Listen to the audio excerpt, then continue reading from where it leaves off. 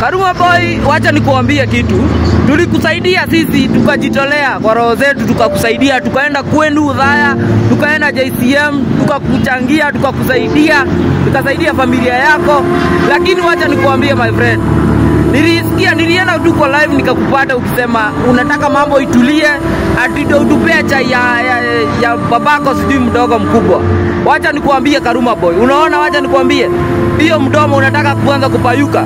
My friend, payuka uone kama hiyo nyumba hata itajengwa.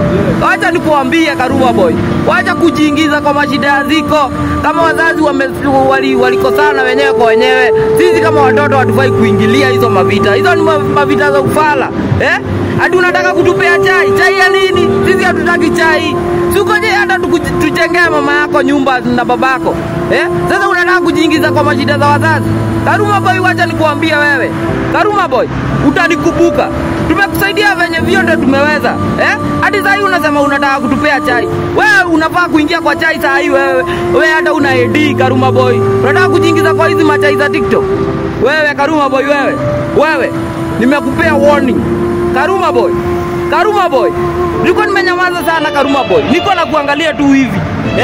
Lakini hiyo chai unataka kutupea wewe, jaribu kutupea. Niliwaambia kama wazazi wenyewe na wazazi walikosana, sijui andi, sijui walifanyana na anko. Wana na huko wanajitanga hakuna mahali. Wewe na kazini yako mmekosania nini? Wacha wazazi wabaki na hizo vita zao za kitambo. Wewe wakawe Karuma wewe. Karuma. Haya.